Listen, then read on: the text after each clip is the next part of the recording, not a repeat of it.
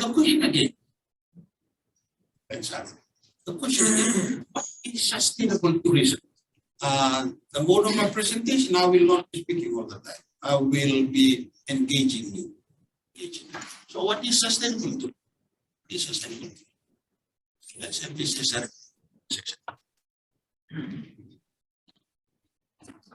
I'm very good in picking up from the tourism.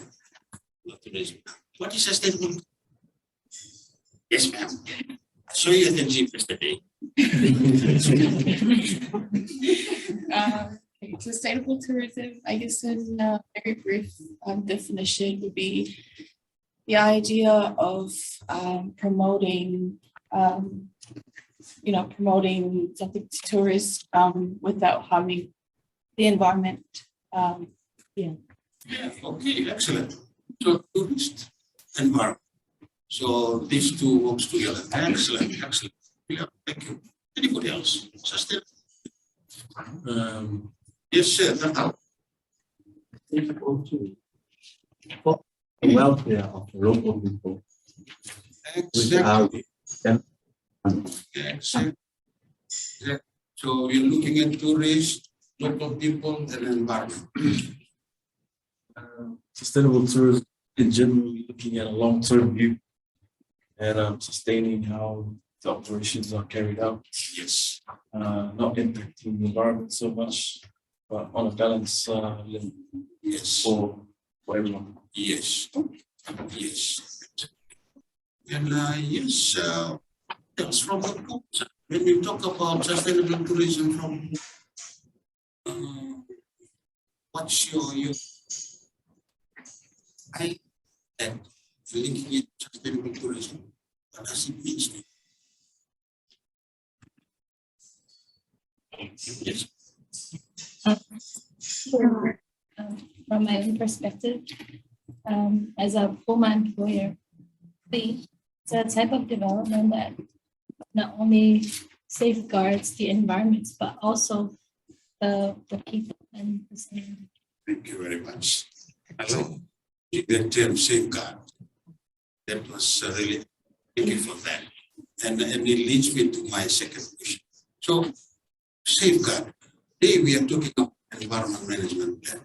Can we classify environment management plan as a safeguard? Yes. Yes. What's the answer? Yes. Yes, please. Let us all agree. Environmental management plan is a guideline or a tool to safeguard. All I totally agree with all the answers. So, in defining sustainable tourism, it's a concept that covers complete tourism. Concept. Yes, management. Yes. As well as attention to tourist experience. And addressing the needs of host community, raised the welfare of our locals is tourism. So when we look at all the agencies here, think about sustainable tourism. There's another no isolation. Talk about sustainable tourism, team collaboration. Yesterday, I really like discussing yesterday about his sister from Puma. As a Puma of noticing stench, what must she do to address that? So it's team. Sustainable tourism is all about team. It's safeguarding money, social, and environment. Okay. That is why I want to talk about environmental management. Environmental management. Who has seen an environmental management plan? I want to put the two ladies at the president. Have you seen an environmental management plan? Yes, thank you. Anybody from Puma haven't seen it? You all have seen it, eh? Excellent. Sama Tourism Authority, have you seen an environmental management plan? I said that this meeting will be engaging. No, that's good. An MNRE, yes, of course, you've seen an environmental management plan. Yes, not for you. Anyway, yes, this is an example. Can we go back to the definition? So, environmental management plan represents the key mitigation and enhancement measures for effects, which are translated into concrete action, programs, and projects. When we think about program, and projects, these are big terms. When there is a specific activity stated in the environmental management plan, it might include setting up programs. It can be a big program, like we have to get the communities together to come and know what they need to involve themselves in safeguarding this particular thing. So that is a program. And even it involves developing projects so that it can be a safeguard mechanism in protecting that particular development. Defines the institutional framework and mechanism. Yes. Today, last few days, we are witnessing the institutional framework, PUMA, STA, and MNRE. That is why we all agree that no working in isolation is when we deal with sustainable development. If we are working in isolation, that is not sustainable. And for ensuring that proper implementation, a plan that translates proposed mitigation measures into practice, and typically developed as part of the planning assessment. This morning, colleagues, I will be sharing with you some of my experience, Craig and I experience, on some of the countries that we went to, their understanding about environmental management. You'll be surprised. You'll be surprised on what I will share with you today. And this is an example of an environmental management plan. Depending on the type of EIA report received, different consultants have different ways of presenting their environmental management plan. One column, the environment impacts. Another column, what parameters that needs to be monitored, where, how, when. So this is a typical example of an environmental management plan. Craig said the other day, it can be an environmental monitoring management plan. So there are different terminologies used, but its main focus is to safeguard the impact of that development on the location. When I led the development of this building, I worked with them. And part of my work was to go through the process and prepare a pair which includes a little environment management plan on how things is going to be managed. I was advised to produce that as part of the pair.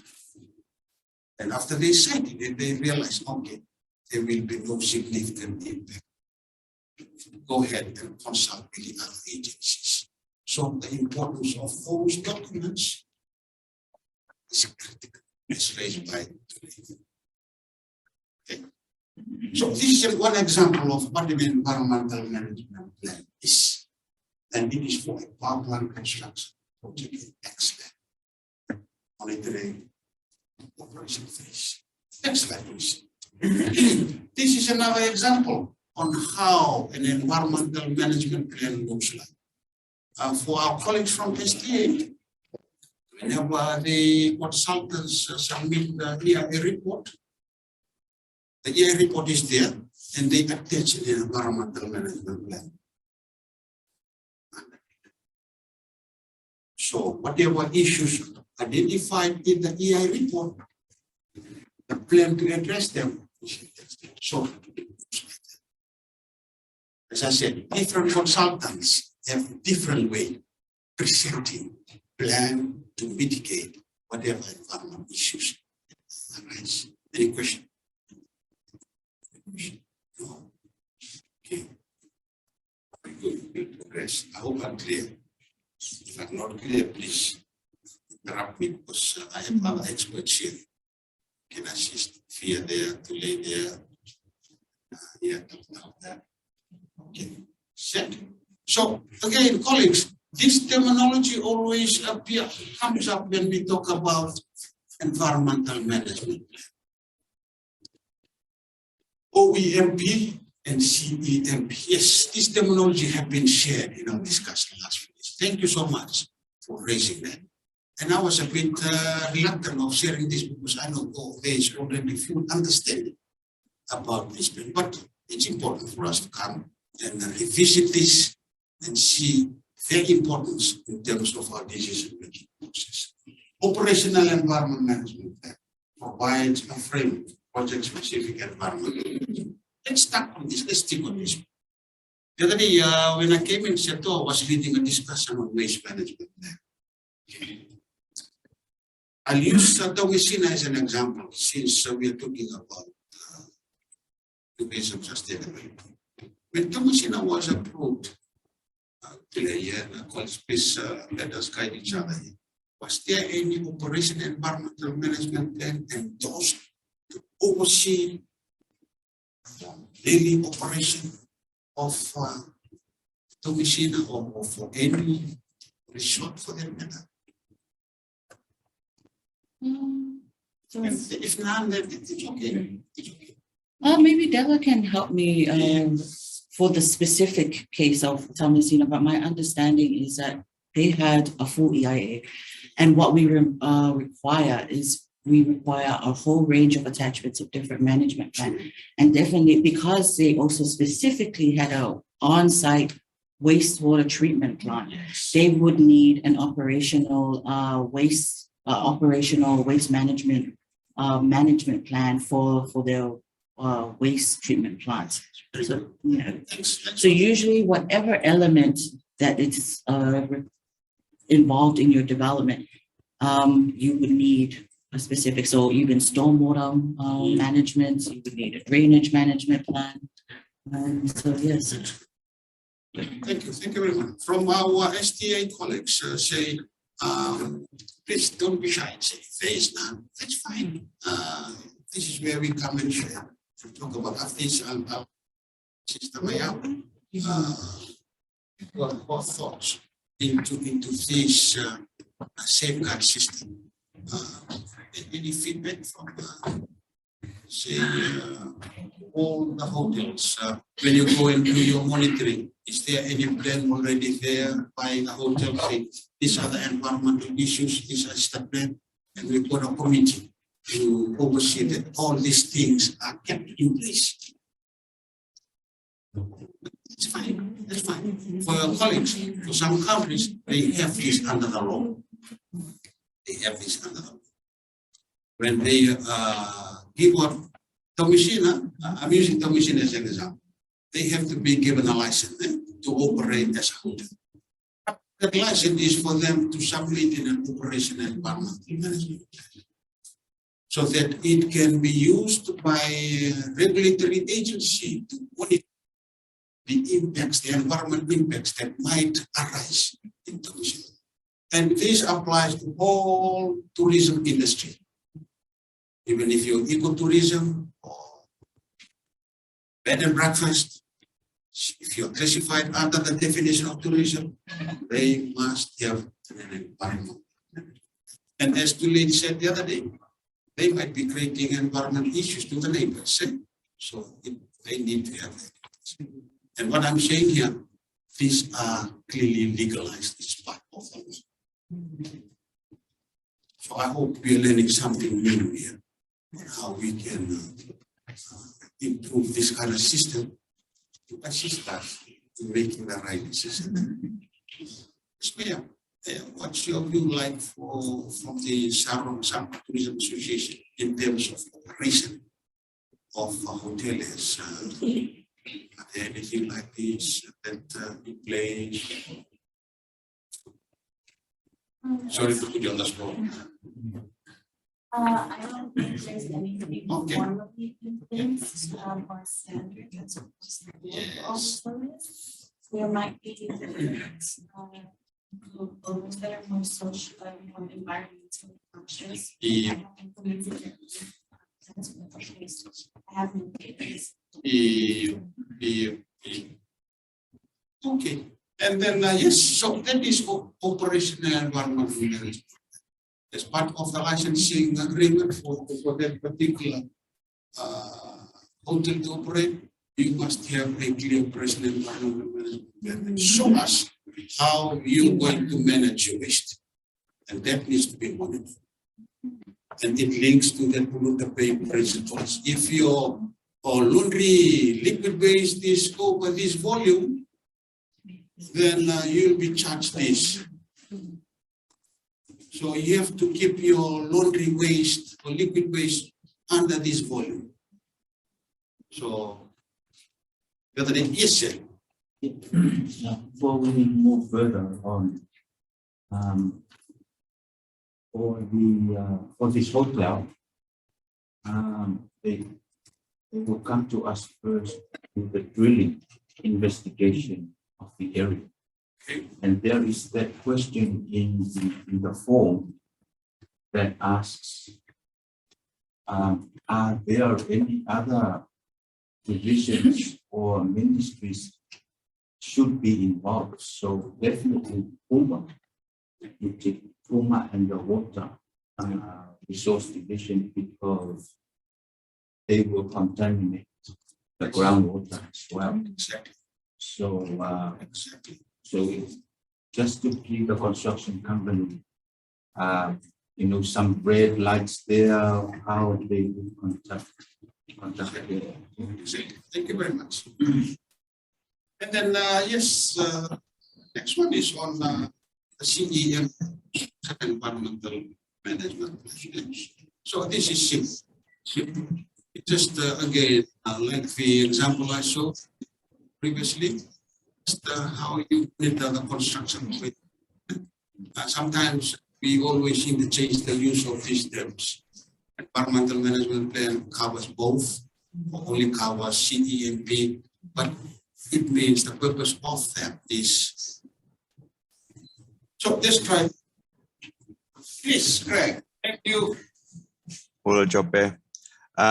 Just a thought for some people. Yeah, we talked about the operational management plan and the agencies involved. What other regulators can you think of that might be enforcing an OEMP? Thank you. Excellent question. Such as like for things like thinking about the SOE and the basically the government instruction going out about the curfew.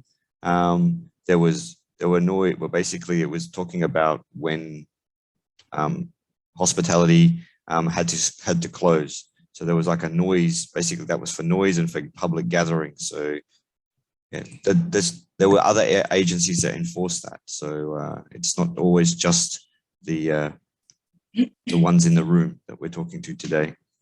Okay. So what's your question again, Craig? So what other regulators might enforce an OEMP? Thank you very much. So we are just using Tomasina here as an example. So Craig asked.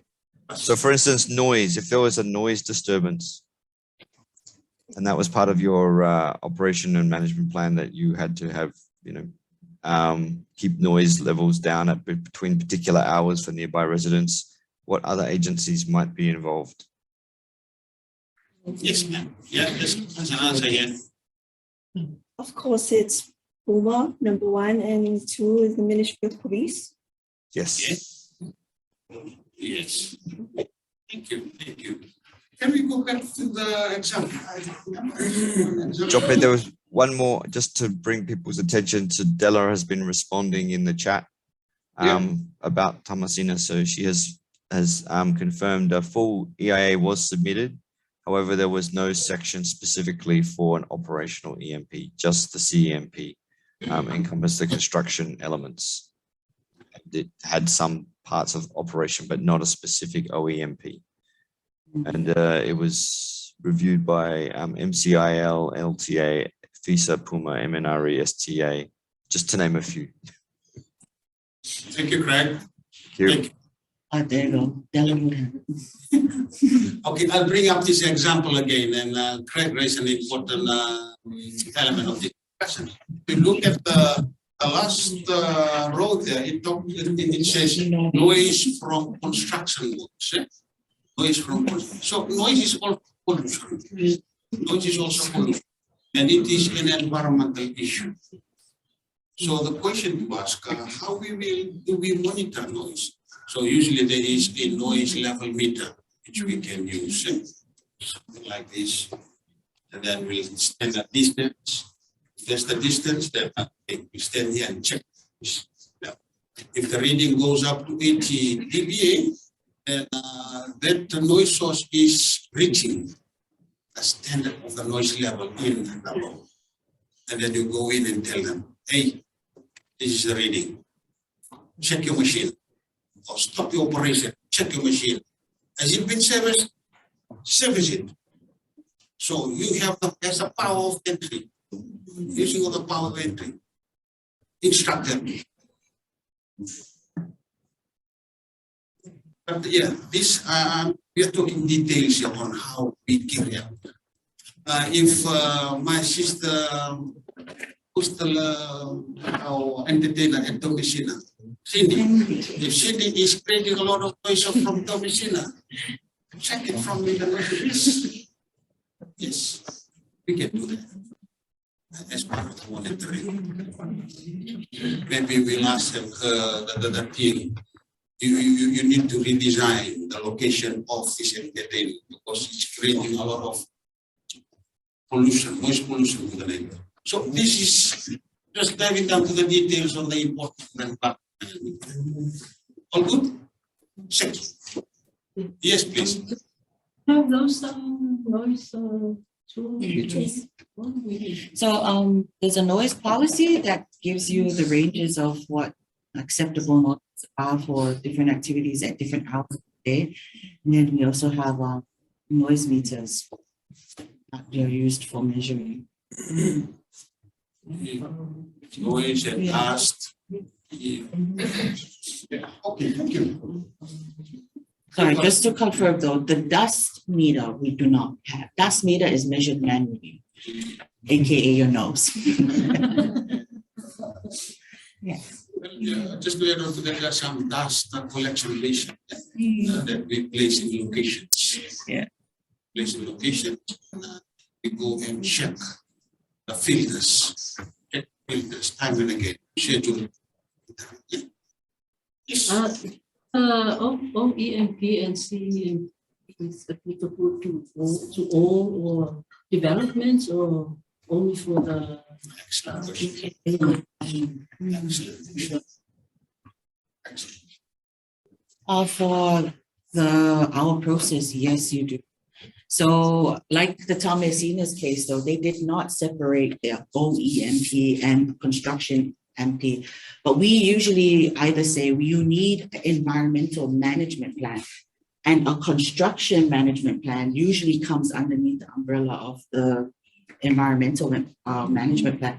But what usually people do sometimes is they either give one or the other, but usually the basic parts of it of what are your environmental impacts and your mitigation measures must be covered. So sometimes they get titles or merged together, or they don't provide one or the other, but they must address what the environmental issues are and their mitigation measures. That usually is the first standard management plan that EIA requires. But Jope, if you Excellent can question. add in advice. I'll rephrase the question again. I'll use an example. A hair salon. I mean, there are lots of hair salons. Okay. Yeah. So it needs to have an operation and environmental management plan. What do you think? You said yes. or they also use chemicals to wash your hair. Exactly. So that means any business is under the law. If there's a business, you must have the operational environment. Remember my colleagues, I make reference that as long as it's in the law. What I'm sharing here now is an example. Why is it important to have this plan? Like for spread, it is classified as a facility where people come and live for 8 hours a day, more than 8 hours. So there will be waste, and it needs to submit operational and I'll come to this. Set. All good? All good? Okay, there's another question going there from the back. You want to share it with us? Oh, we trying to, I think, Do we have? these plans are giving the person. Very good.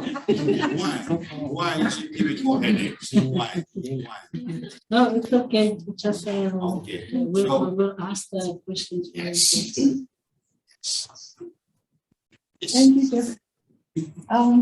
My question is, OE and B and C, for example, are they separate from EIA or attachment?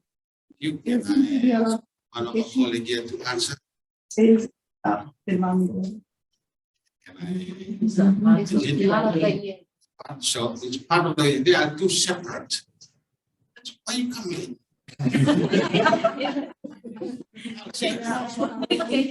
You know, for some countries, whenever they say EI report is produced, but you must also provide an environmental management plan. So they are two different documents, but contained in depends on on the laws, the regulation, or the policy. Hope we all answer your question now. I think so. Thank you very much. Okay, good. We'll move on then. Oh, this is an interesting example. A mining case study. A mining case study. Yes, Craig and I went. So these countries so rich with minerals. Rich with minerals. Okay, we went and visited this creek. And this creek is where they are extracting rocks, sand, and then it is taken to this separation plant. Separation plant, where this separation shook just to remove the rocks, remove the sand, remove the liquid. And then the finer sand particles are collected. Finer sand particles are collected. And then, I said about liquid being washed away and the silt collection, the silt. So when we look at the silt collection, that is a good example of what environmental management plan is all about. So what can we say about that last photo there in terms of environment? Is it a good example? Bad example. You know what silt is? It's a wash off from that machine.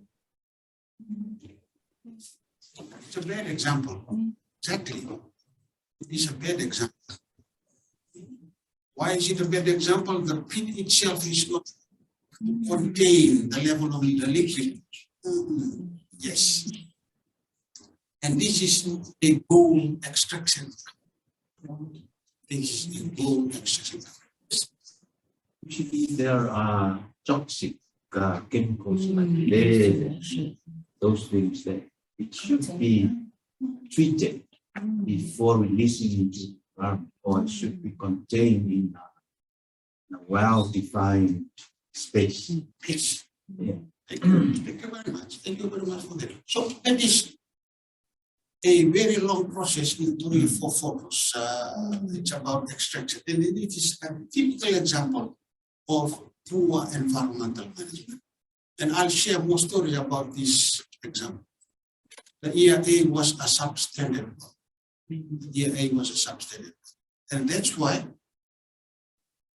this mechanism of safeguarding the environment is at this stage. Once you submit a substandard EIA and EIA report, expect the rest of the content required for the EIA report will be substandard. This is a typical example. We are glad that we went in and improved the process. So there are a lot of issues around this particular scenario.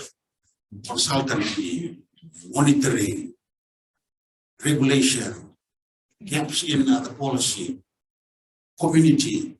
And it's so surprising that when we went in, we see some of the workers, they are working without any safety shoes. And we asked them, why are they not wearing safety shoes? Or they feel comfortable without the safety shoes. So is that a proper safeguard system? No. So I'm sharing some examples on why this document is very, very important. Because it assists all sectors getting our money. Okay, I shared with you that yes, you know, where the fine sales are collected. This is where it is. Next. You notice something? You notice something? Okay, it's the goal. Yes. The goal.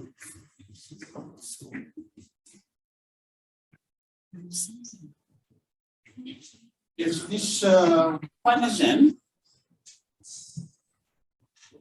is placed on this black table, and the black table shakes. If you're watching the movie where in the cowboy movies, where the cowboys go to the creek and take the deliberation, and they shake it. So it is a machine. Instead of them doing manually, the machine shakes. And then the gold just fell off.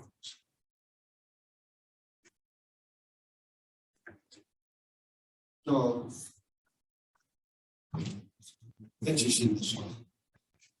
So talking about empowerment, while we are targeting the goal is to collect gold, but you know, a necessary mechanism that is to be put in place is not right.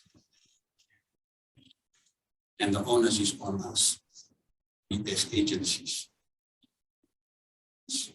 Again, another typical example. Country case study, port development. There was an EIA report. The EIA report submitted EMP by Ports Authority.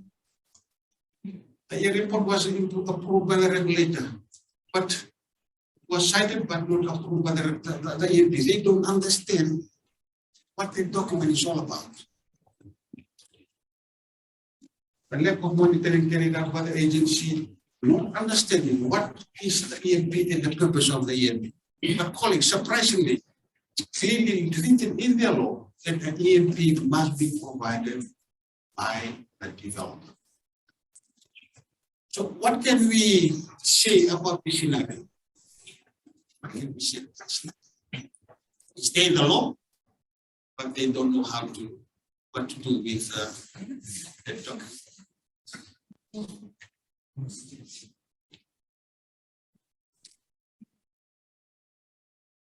One thing I picked up with Greg, that they are not reading their law. They are not understanding their law.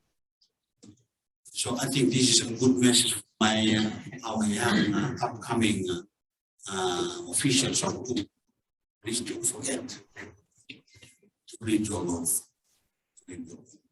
I came through the same process. Understand your law. And when you do enforcement according to the happy person when you sleep.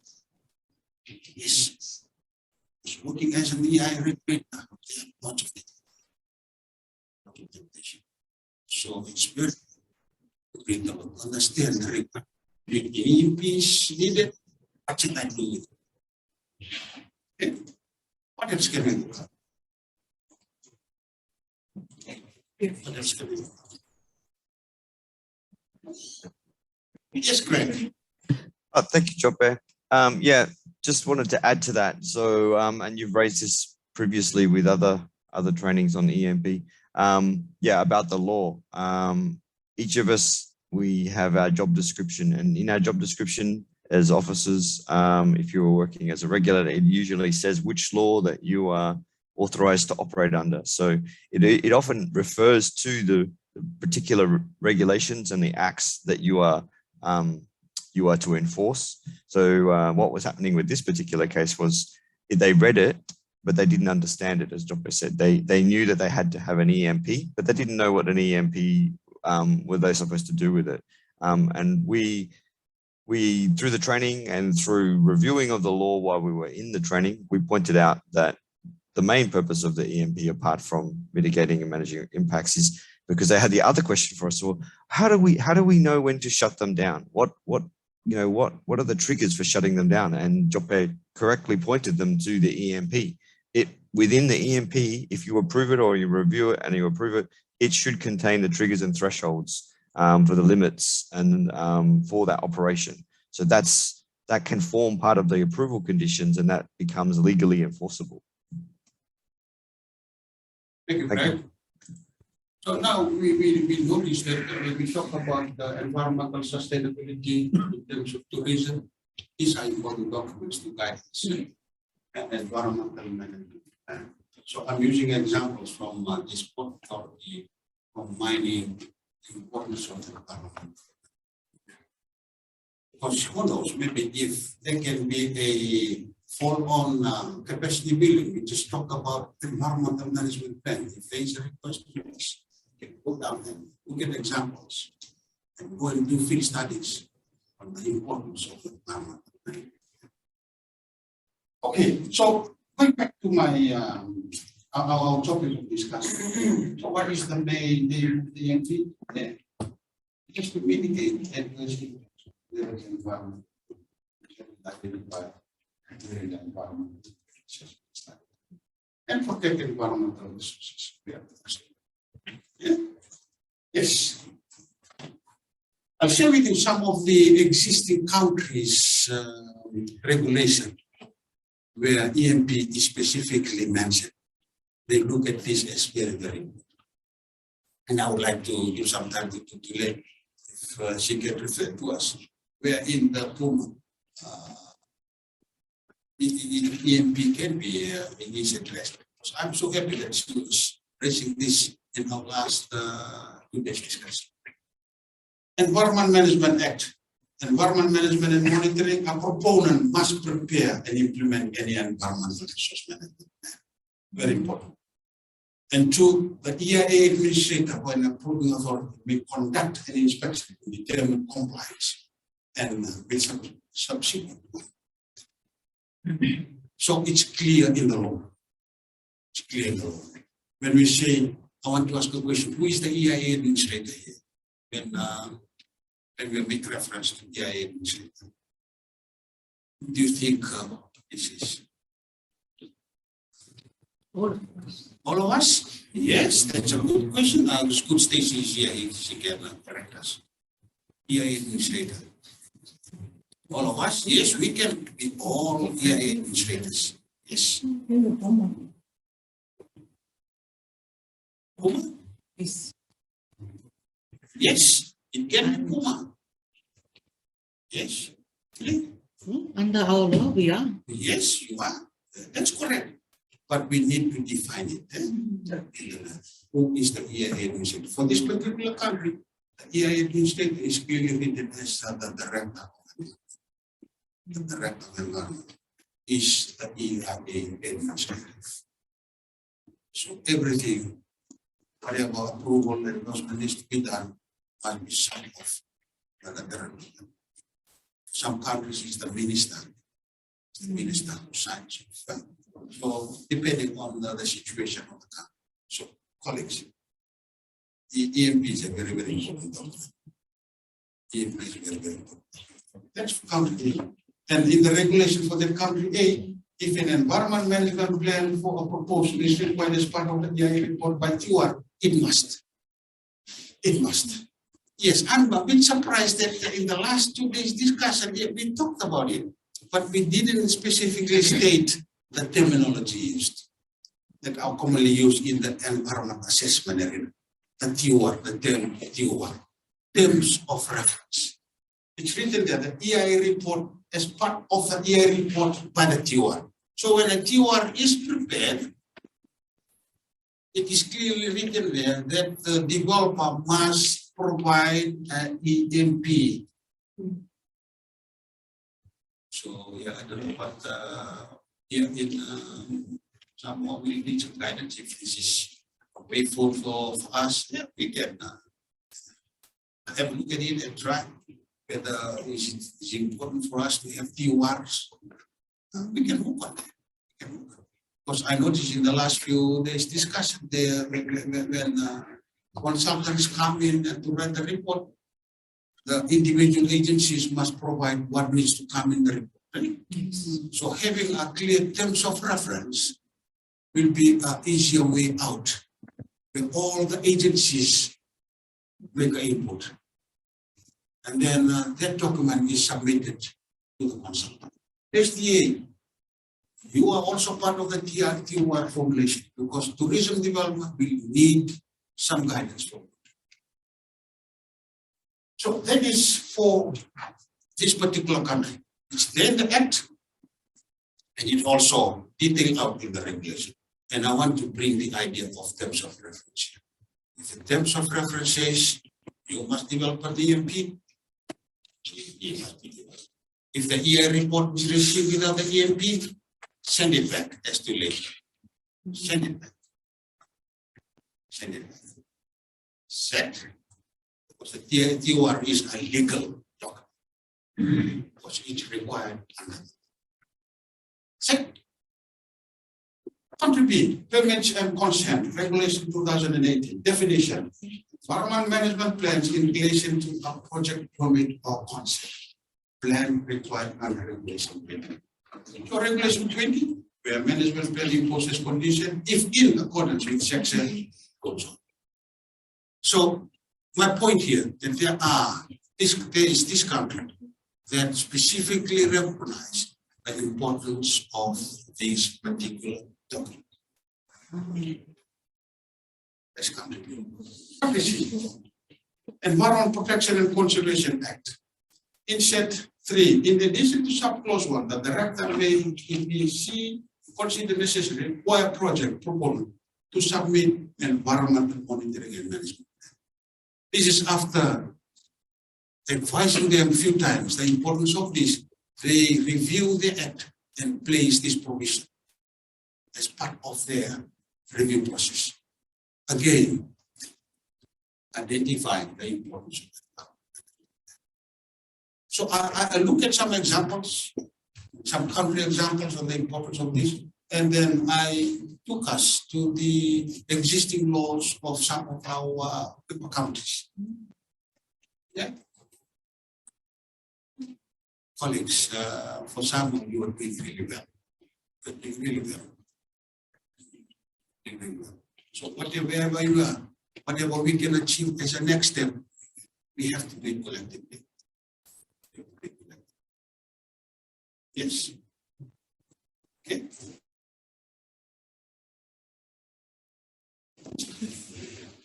That's the first question. First question, who approves the EMP? Who has the approval of the EMP? Anybody? We know the Puma. Jope. Yes. Tulo Jope. Della is responding, but she's only responding in chat. Okay. So she has responded to your previous question and your current question. So the Puma EIA regulation 2007, the EMP guidelines is part of the EIA reg, indicating what is required to go into an EMP, and it is Puma who approves the EMP. Very good. Very good. Very good. Excellent. Excellent. So Puma approves the EMP. Okay, before Puma approves the EMP, does Puma needs to consult? Yes. Yes, of course. Yes, of course. Are you consulting Puma? Yes. Are you sure? The referral process. That's good. So I'm so happy to that yesterday there was a reference that when the team goes for monitoring, all the team goes out. It's good. So keep on doing that. And yes, about the idea of terms of reference, do you think, what do you think about the terms of reference to assist in EI study? Do you think it's necessary? Yes. So how can we address that?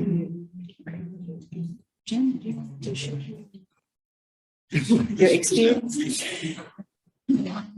So for any developments that needs to be.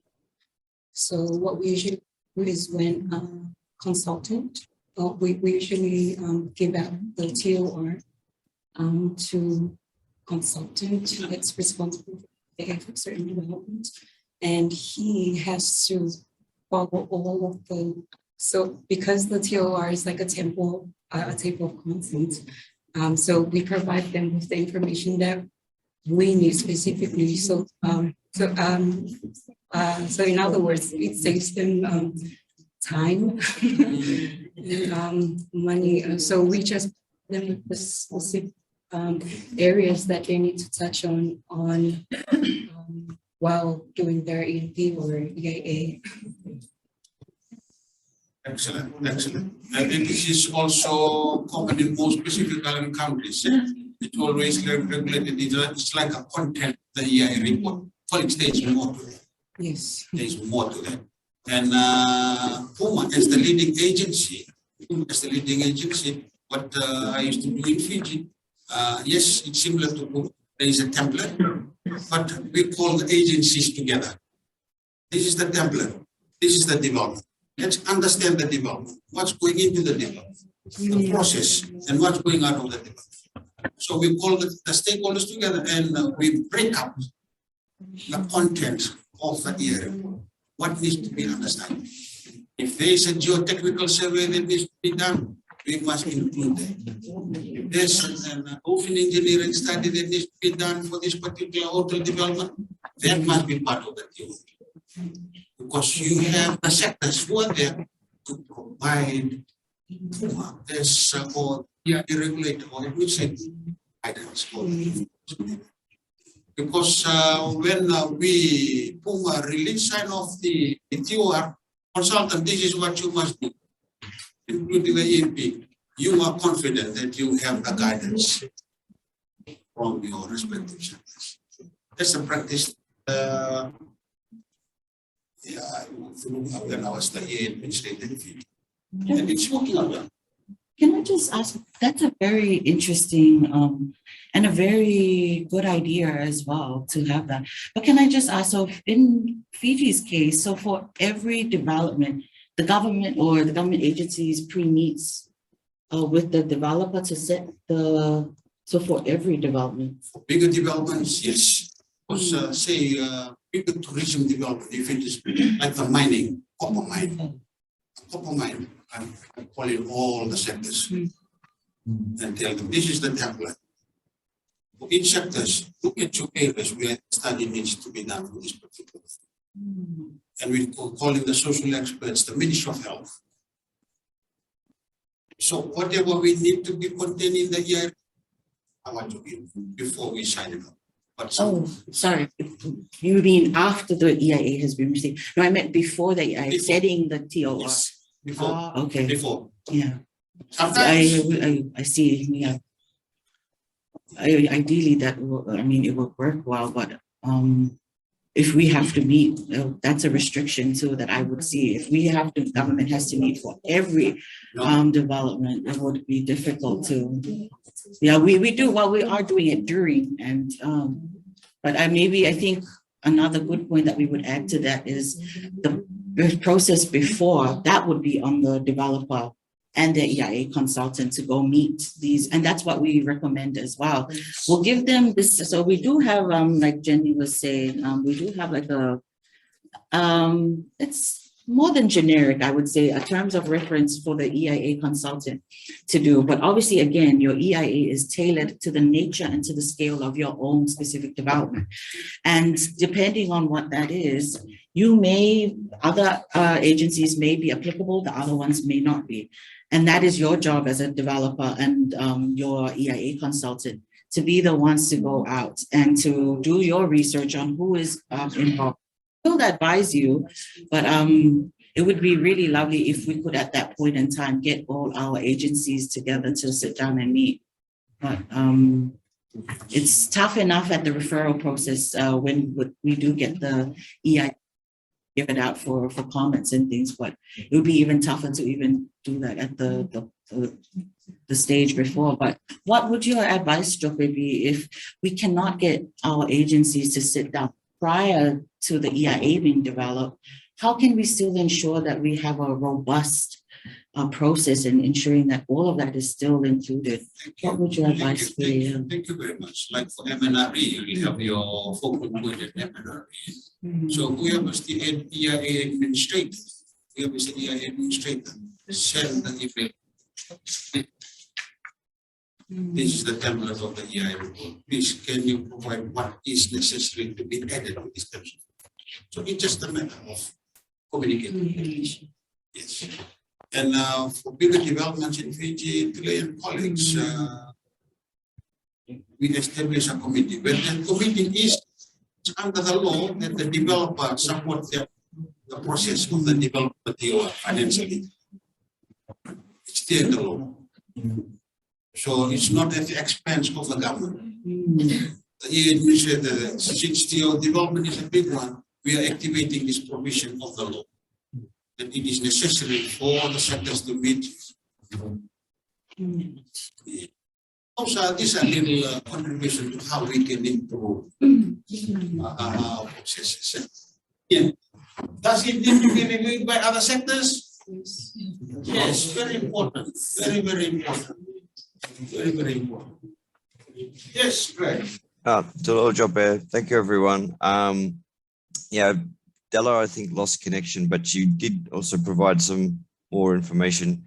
So, yeah, as you mentioned, it's difficult to get them involved earlier than at the start of the EA, but through the referral process, other authorities who have a functional interest in the development and i.e. the type of development. So, visa for one, for fire safety. So, there are other agencies that get involved, and then you can request them to be involved in particular developments once you identify that specific aspects of that development. So as you said, each development is unique. So therefore every EIA is unique, and therefore every EMP becomes unique, because far too often we see EMPs which are cut and paste from one other EIA to another. But yeah, an EMP should be unique because it's specific to the impacts that you've identified for that project. So yeah, you can request the other agencies for their inputs, and particularly for things like fire safety. That's what Della was communicating to me. Thank you. Yes, in 2018, I worked with Ferrilla and assisting Ferrilla in the development of some of the TOR for some development.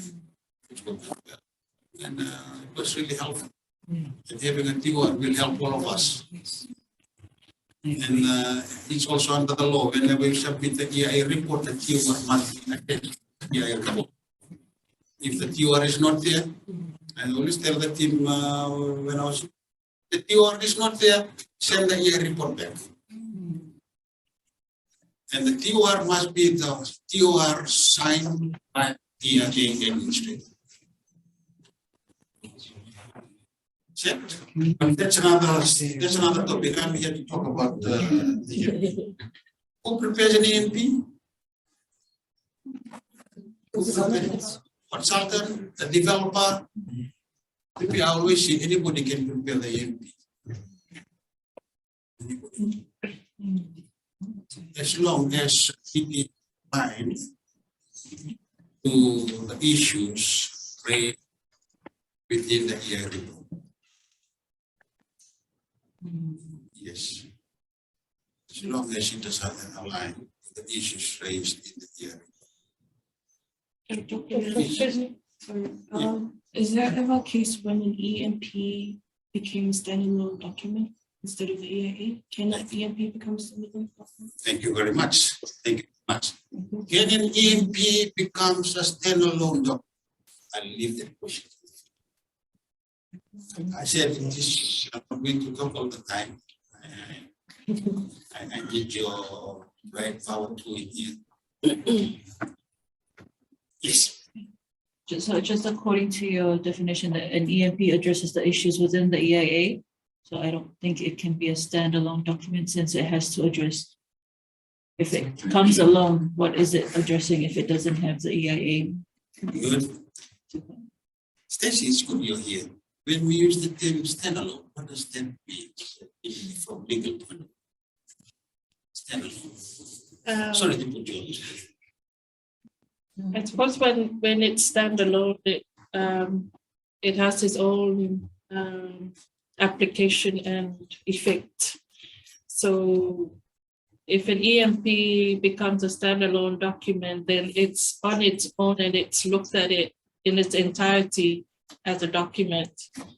And that's different from having an EIA report and EMP where both should be read together. But if you have a standalone, it's a document on its own. It's a plan on its own. So yes, I think that's Very powerful, very powerful. Now I can feel the brain power. And we are learning, all learning. Because for some definition, that's a legal way of seeing standalone. Some definition, standalone, the EIA, standalone, this, the EMP, standalone, separate. Some practice level, just to come and I hope that kind of answers that question, because I want to know more of the standalone. For some cases, for some countries, they can always submit the EIA report. And then they make arrangement with the administrator into the scale of the development.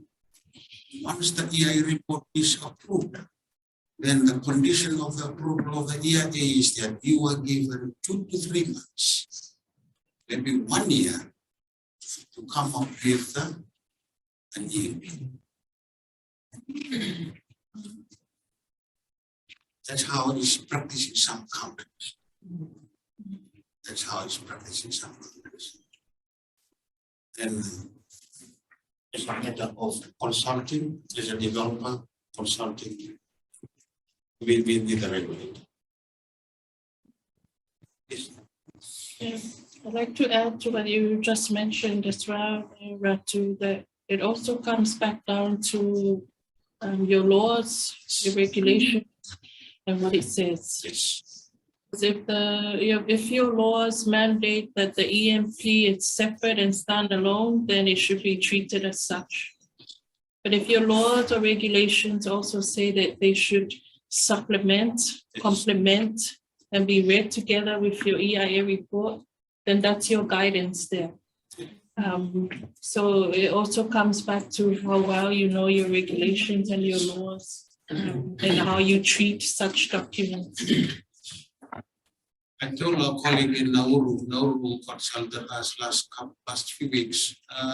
Job, we want to do this. Oh, hold on.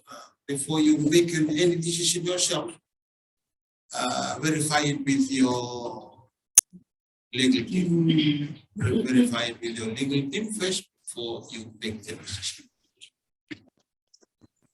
Sometimes when we are written, we are EIA administrator, we thought that we have called up ourselves.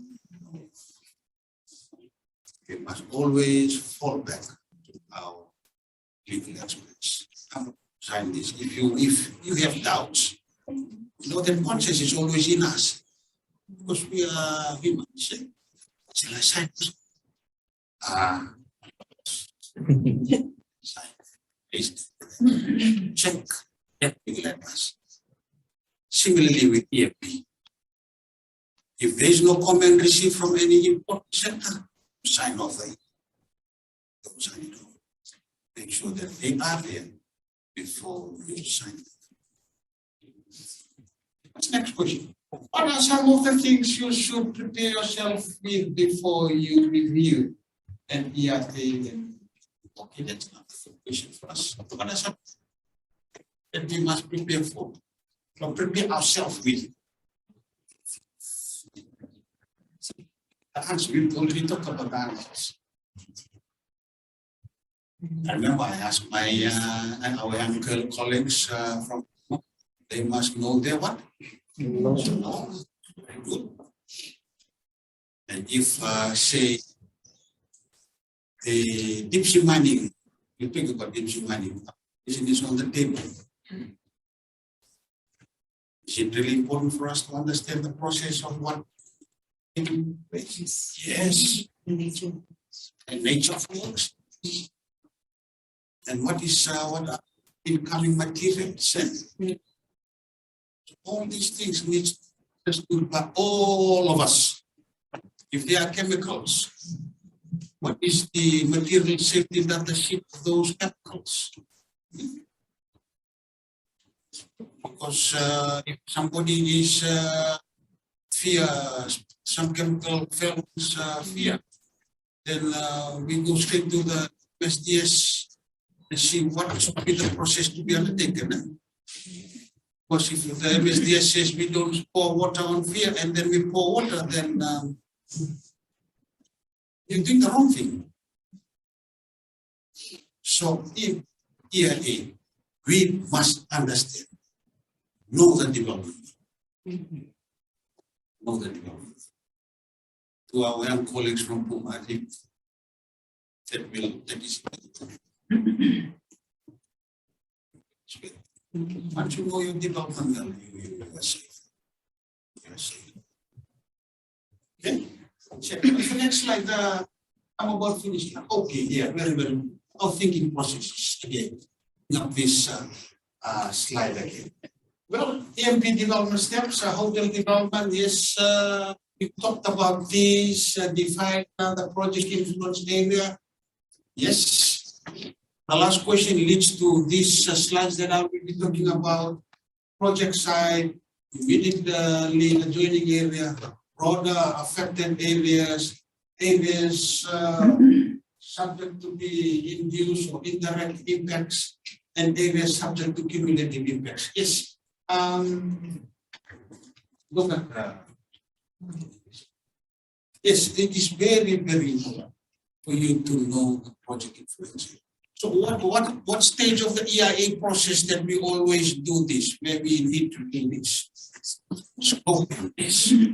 So can you tell our colleagues from this team what scoping is for EIA? Scoping is basically highlighting the possible impacts that the development is going to take into it. It's basically highlighting the possible impacts that the development will impose on the location and the surrounding environment. Just the fancy terminology for inspection. Yeah, they use scoping.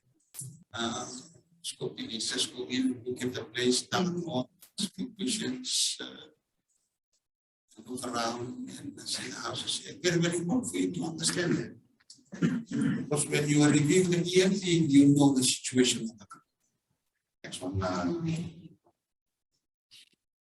Identify environmental sensitive receptors. Yes, about that. Communities of objects at risk from the project next. Communities, social, cultural, and environmental. Cultural buildings or artifacts affected by vibration, erosion, working health. It's very, very important to identify environmental issues. Sometimes in countries too late.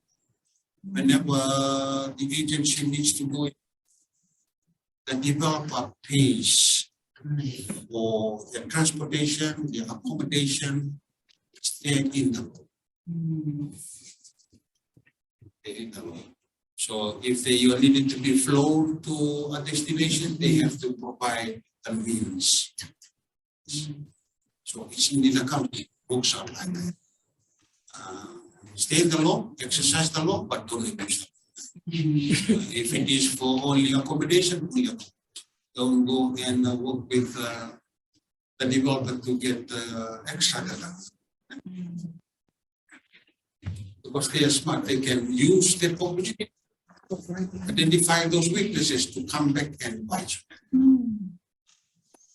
Identify project components and construction activities. Yes, project components, construction activities, schedule of works. Thank you to the girls from Puma for raising the importance of understanding the in process and incoming process and we need to. And construction activities and schedule, this is just an example. If there is going to site clearance, demolition and removal of structures, dredging, piling, frame. So these are the necessary information needed to be known. Needed to be known.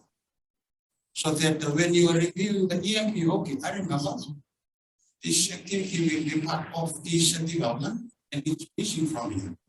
They must identify how they are going to mitigate the impacts of these particular.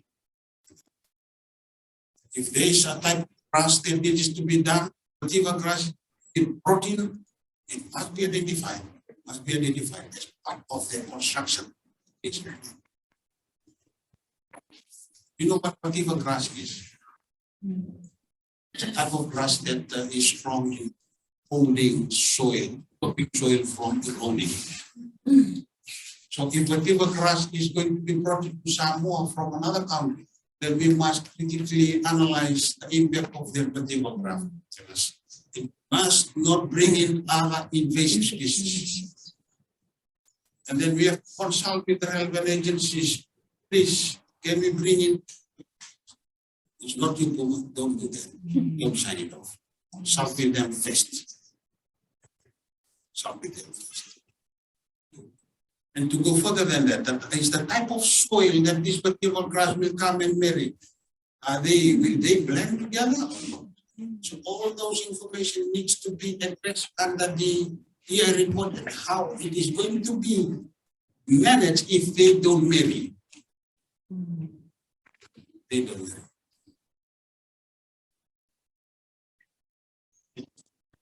Therefore, conduct risk assessment. Yes, risk assessment. I know all of us have been doing this, yeah? Yes. Risk assessment. Yes, for some consultants there. And we must understand what it is. So, yes, risk is equal to likelihood times consequence. So when we talk about likelihood, those are the grades. And when we talk about consequence, those are the grades. Next slide. And here we are. On risk assessment, on the left-hand column, there is this construction and the site clearance. Say for site clearance, the risk associated with site clearance are dust, noise, and traffic safety on road. And if the risk score is more than 6, then action is required. But when we look at the likelihood of this people, one under dust.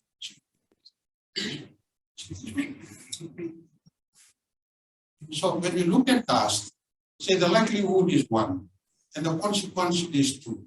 So the risk score is similarly with noise 1, 2, 2.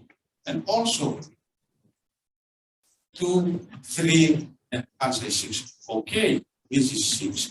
But the note here, this score determines the need for environmental management measures. If it is greater than 6, it is required. Some consultants, we ask our colleagues, do you do your own risk assessment? But this is a good tool for us to do here. Sorry. When I was, I'll just share my experience. When I was in Fiji, I always call the team together and do our own risk assessment before the consultant comes. Yes. You always help us. Yes. And this is important for you to understand. We'll be able to move this.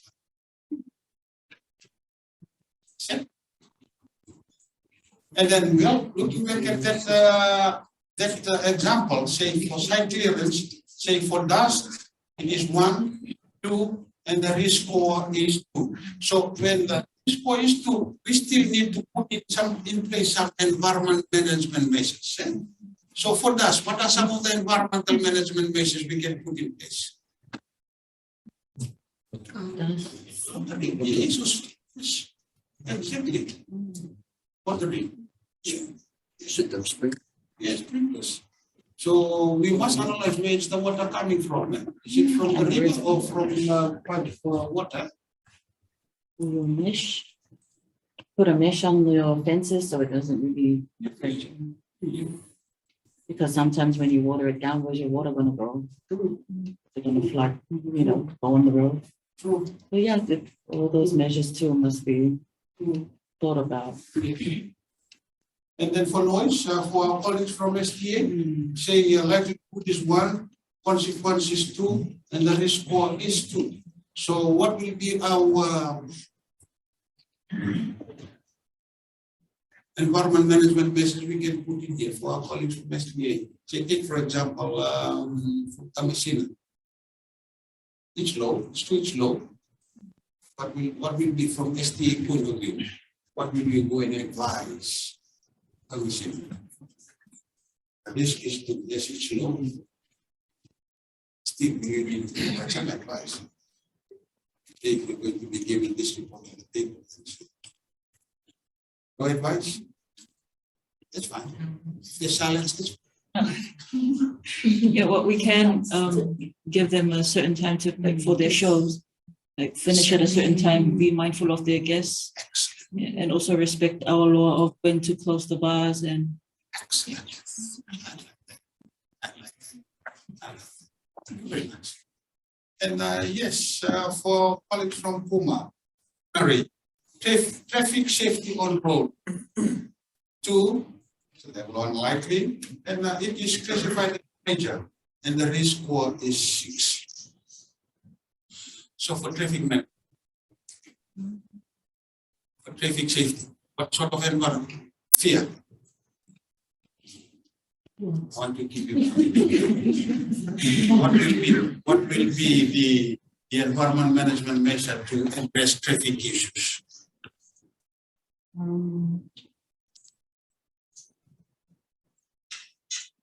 Okay, Who is going to obey? the people. The people? It's fine. The people. Yeah, it's to do with traffic. Yes, sanitors. Yes. What's happening in the morning, every morning when we go to work? Congestion. And how do we manage congestion? You got the who's giving the police. So put in place some sort of plan to control traffic. If the police is needed, if it is your development is on a busy road, so environment management measure, you consult with the police. But can you come and assist us in this? If they say no, then we have to invent our own management measure. I'm so glad that I'm seeing some of the locals, controlling the traffic movement. And some of the locals, I really like that. I think it's a requirement of LTA too. So the LTA also has its own set of rules of when you do a development, how do you not worsen congestion? So most of the times they'll say your trucks are not allowed to transport material during congestion hours between 8 and 9:30. So you can only bring in your material after that. Or they'll say, these big trucks, they're not allowed on these certain roads at all or something like that. So they are also very good people to get tips on from your management plan for traffic. Colleagues, while we are at the big level of our discussion this morning, I'll stop my presentation. And that is what I want to cover on this particular topic. And for us to move forward, we'll be having our panel discussion. If you want to learn more on this, then tell us, and we can come down. I'm a bit worried, covered lots of things, and we may end up nowhere. So it's good to touch a few areas and see some we get placed together as a team while we are here. And I'm so glad, I'm so happy that I learned a lot from you in this and thank you again for your attention and contribution. I'm not clear, but I'll allow some time now if you have any other questions. Yes. Given it for EMP, and let's say that the EMP has already been shared between relevant stakeholders. Is there a possibility to actually review, amend the EMP, given there are additional comments or inputs from the relevant stakeholders? Excellent question. For us to discuss. That is a question.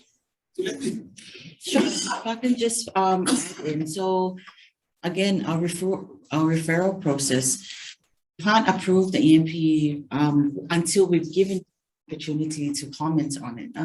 So that's what we have to do. So seldomly will be approved without giving opportunities to refer it. We do refer it, but for example, we also guided by timelines. And under our referral process, there is a statement that says that, you know, within an X amount of time that no response has been received, that response is taken as in you have no comments, and then we will move on to approve it. But there have also been cases where, you know, we all understand the restrictions of time or restrictions of our staff, where we haven't received comments and then we moved on to approve it. And then something significant has happened. And then an agency might have said, oh, we need to address something that we haven't addressed before. We always do leave the opportunity to amend things after, well, together with the developer as well.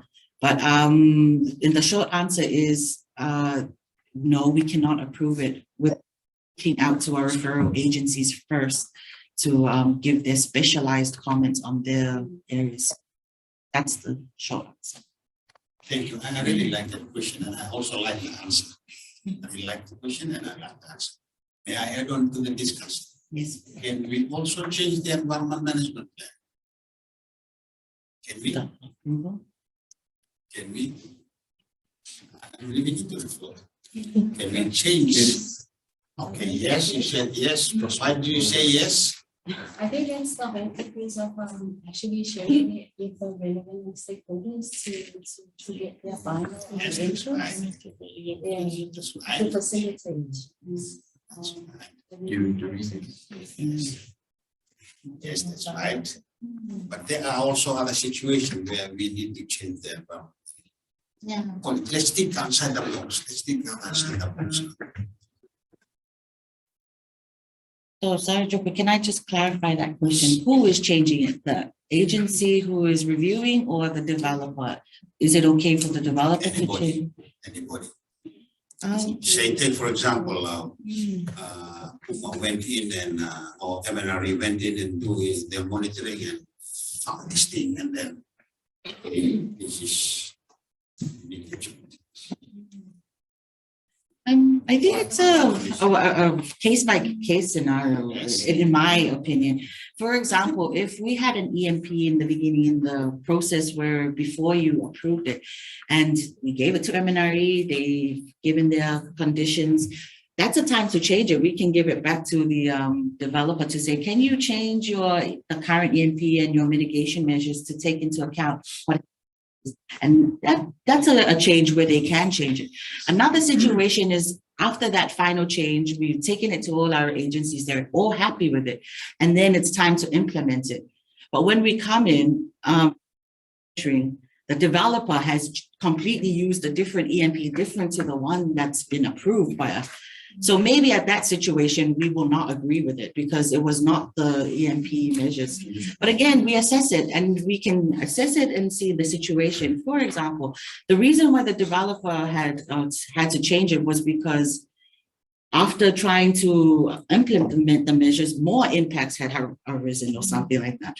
So maybe that's a very good, then in that situation, we can agree to it being changed again. But I think the point being, the most important being is they cannot change it without notifying us that they've changed it. And they cannot make the changes that we have no say in. So the changes have to be notified. And then we also have to notify the process again and get everyone's approval before something's being used. The change can take place. The change can take place.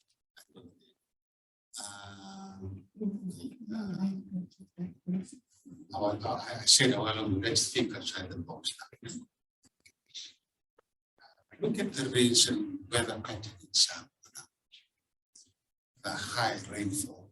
The high rainfall. And whenever there is a high rainfall on this mountain, there is flooding. And then things can change due to the impact of the environment on our health. We must be cautious about that. And the developer might think of the operator, hey, we need to change this environment because we are being faced with this environment. The cost of this heavy downfall, we are able to manage this. This needs to be removed, or there needs to be something. Need your guidance. Totally agree. There's a mining company that we visited in Fiji, and they came up with this fancy design of siltation port. And what happened, colleagues, that they calculated the water flow incorrectly. And then we found out that the amount of water coming in, it doesn't fit the pond. So the EMP has already been approved. And the action taken, close down the operation. Close down the operation and resubmit a new environmental management plan to suit the level of water coming in. That is the scenario. So considering environment, look at the environment and how it impacts it. Thank you, Leon, for the question that is really excellent. I really like the question. Any other questions? Yes. Yeah, that's why these plans need to be circulated to the right office. For example, right, we're having like 4 millimeters per year sea level rise, and the 8 millimeter subsidies on top of the 4 millimeters in Samoa since the 2009 tsunami. So all those factors should be considered in our whatever plan. Yes. Well, today, I think this approach for any changes must come to the regulatory agency. So we must always think about issues like that. Climate conditions. That concludes this one.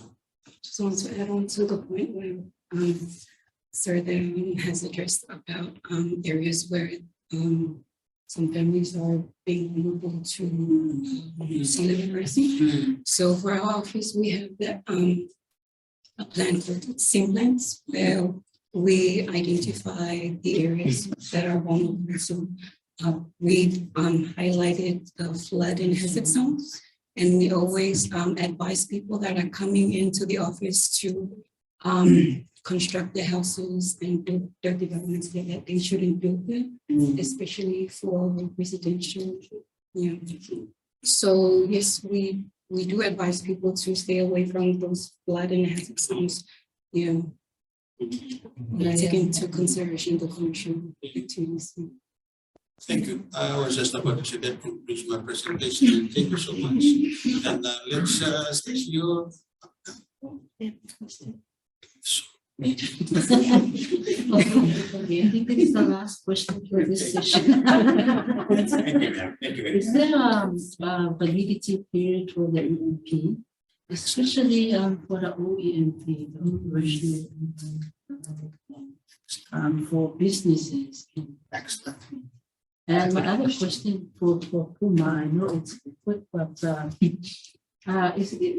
is there a case that you already approved the EMP, but you declined DC, the development consents? Okay.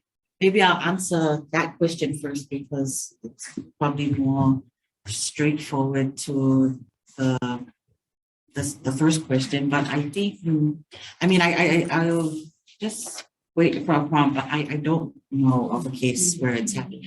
Because usually, maybe that we have accepted the EIA, but we have not given them the approval because the EIA is one of them. So once that's ticked on our box, we continue the assessment. But I'm trying to think of an instance where something else worse happened later on, and then we had to decline. Maybe we had cases where it was going to be approved, but then the development canceled.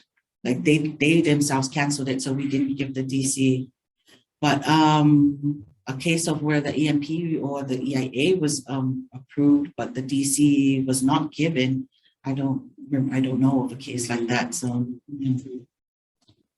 On the first question, that is indeed a very good question. OEMP and you link it to license. Yes, OEMP always linked to the license. So depending on how long, what's the validity of a license? What is the validity of the license? 2 years. So after 2 years, review the OEMP because there will be new development renovation that takes place within their operation. because of a business license is annual. Yeah. 1 year. Even Our DCA is 2 years. It's meaning you must, but I don't think it's linked. I think the OMP has, it's as valid as long as you're operating, right? So it's beyond the DCA because DCA is the consent for you to begin your development. That's what our consent is. But then the OMP goes beyond the lifetime. It's when the development continues its own operations, and as it's producing its services and creating the impacts, the EMP is in effect. And to mitigate those impacts, I think. So I think it's a good question. My understanding is that it would be the old EMP, the operational one. As long as the business is operating, the EMP is in operation.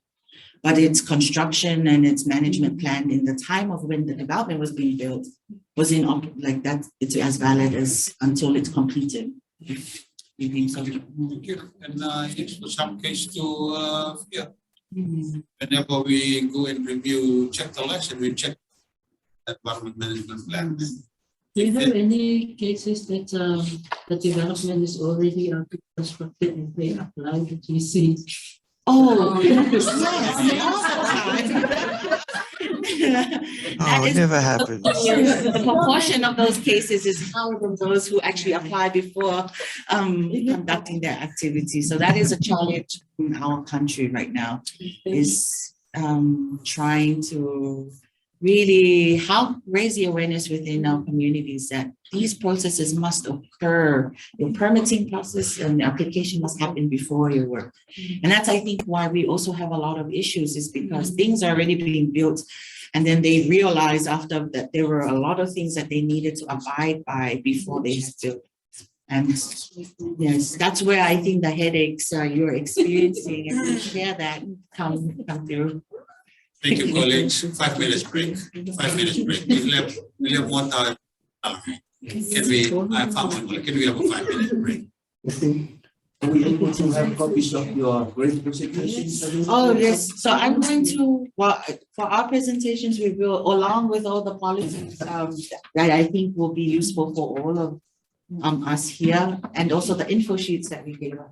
Thank you. Happily share those with 5 minutes, please. 5 minutes, please.